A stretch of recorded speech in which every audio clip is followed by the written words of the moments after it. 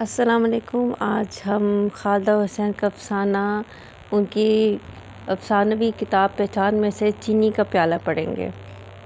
चीनी का प्याला। रात भर पानी ची भर के बरसा था।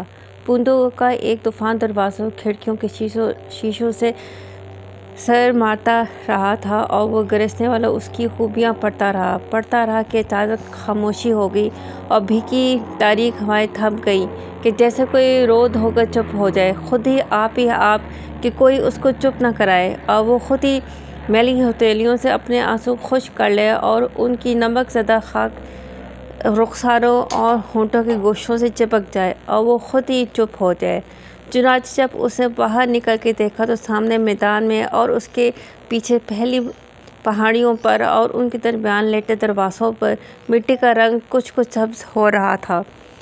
बस अब फिर वो मुर्दा ज़मीन और खेतियाँ और पहाड़ और रास्ते जी उठने को थे और हौले हौले सब सांस भरते थे और वो पाँव में रुलने वाले सूखे तिनके अपने जोड़ों के साथ ज़मीन में खड़े हो गए थे और साल पुरानी खुशबुएं फिर वीरान चक्कर लगाती थीं और कोई दिन कोई लम्हा मुर्दा वक्त की खेती में उड़ता उड़ता आता था और कहता था, देखो मैं आया हूँ, मगर वो मुंह फेरती थी और उनको पहचानने से इनकार करती थी। वो मग्स था या रंगों भरी तितली के घूं करता कानों के गिर्द घूमता था, आंखों से टकराता था। ये सब कुछ इतना कदीम था कि थका देता था, रुला देता था। इसलिए उसने टेरेस का दरवाज़ा धार से बंद किया और नीचे उतर आई। रात किसी ने मेज़ पर से बर्तन ना उठाए थे और वो उसी तरह मुंह खोले पड़े थे। उसने उन्हें सपेटने की खातिर तले ऊपर रखा और उसकी नज़र उस शक्करदान पर पड़ी तो फिर ये मौसम याद आ गया। उसे देखा कि शक्करदान चींटियों से स्याह हो रहा था और उसका रंग यूँ बदला था कि उसकी सफ़ेदी तमाम की तमाम गहरे भूरे रंग में छुप गई थी और वो गहरा भूरा रंग इतना साकित था कि शक्करदान से अलग नज़र नहीं आता था। उसने हैरत से आगे बढ़ता हाथ रोक लिया। अम्मा ने जाए नमाज तय करते हुए हंकारा भरा।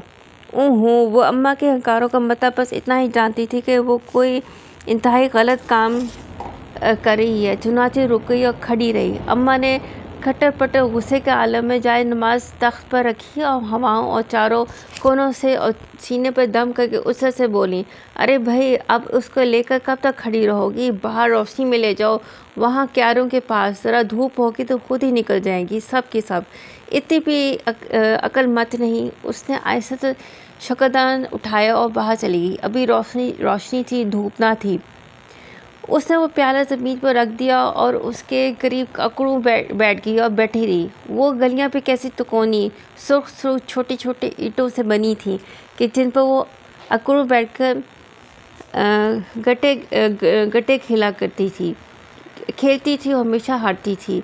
पत्थर के वो खिस कर मुलायम हो जाने वाले, रंग बदलने वाले गट्टे किसी तौर उसके हाथ में ही ना आते और वह हैरान होती थी कि किस्सा वो परवीन अख्तरी और जौहरी के फुतरे मजबूत हाथों में दुबक जाया करते और गेंद तो मानो उनके हाथों से जुदा ही ना होती थी, एक डोरी से बंधी और नीचे उछलती रहती और अक्सर खेल के बाद वो चोर आंखों से उनके हाथों और फिर गेंद की तरह देखती, मगर वहाँ तो कोई डोरी ना थी और वो अपने हाथ की नाअहली में ना पर उदास हो जाती और घर के दरवाजे के पास सीढ़ी पर बैठ जाती, जबकि वो तीनों इसी तरह गली में अकड़ू बैठी गट्टे उछालती रहती और वो पत्थर उनके मकान पे उछलते और गिरते और सब उनके गिरफ्त में होता।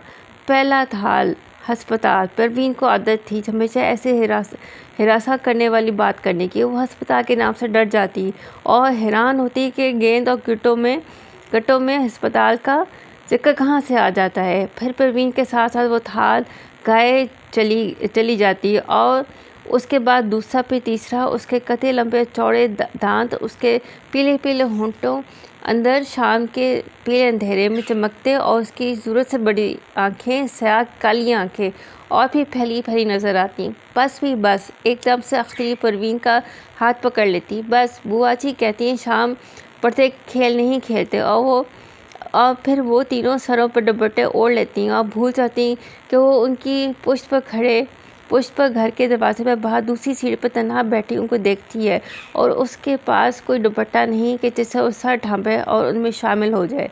मगरिब के साथ धुंधली जट पत्तियों, पॉलिश उड़े दरवाज़ों और खिड़कियों की रंगीन शीशों और ऊंचे चुबारों के खामोश ममटियों और परवीन के स्याह फैली आंखें ऐसे रोशनदानों से टकरा के सामने सारे में फैलती जाती और वो तीनों उससे परे अलग कुछ होठों में पड़ती और जानती कि वो तीनों एक ही चीज़ पढ़ रही हैं और अमर बहम शरीक हैं और एक हैं, मगर वो पीछे इस सीढ़ी पे बैठे उनको देखती कि उनको मालूम नहीं वो सब कुछ पढ़ना नहीं चाहती कि उनसे कहे कि ऊंचा बोलो, मुझे भी बताओ कि मैं भी पढ़ूं और मैं तुम्हारे साथ हिफाजत के हिसार में चली आऊँ। और खौफ की नरम हवाएं चारों समत उसके गिर्द बहने लगती और वो उतर के उनके करीब आ जाती। अजान ख़त्म हो चुकी। चलो और बुछारते डालें, अख्तरी कहती और सब की सब अब गली छोड़कर दरवाजे की सीढ़ियों में बैठ जाती।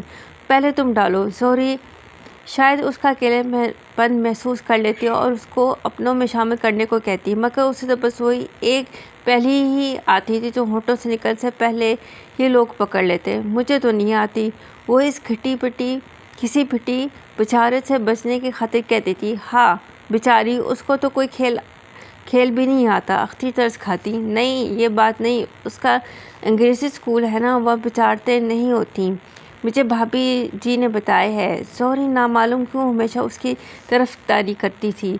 जब शहतूत के तरफ पर चढ़ती तो नीचे खड़े सब लोगों में से पहले उसी को पुकारती, झोली कर झोली, दूध खाएगी ना। वो फ़ौरन अपना फ्रॉक का छोटा सा दामन फैला देती और जोहरी पक्के शहतूत से आप भरे टप झोरी में गिराई जाती और जब तक वो खुद बस ना कहती वो अपने मुंह में एक दाना भी नहीं डालती। अच्छा बस करो। और फिर वो ऊंची टहनियों में खड़ी दोनों हाथ छोड़कर बाजू लंबे करके खूब शहतूत तोड़ के खाती और साथ में गाई जाती। झंडा सलाम का लहलाता रहे और गाते रुक जाती। फिर एकदम से ऊंचे तने से छलांग मार देती। तुम भी स्कूल में गाती हो ना झंडा इस्लाम का? वो अपने दुपट्टे का झंडा बना के लहराती। नहीं, वो बेहद शर्मिंदा हो जाती। हम तो वो गाते हैं, दिन फिट अप एंड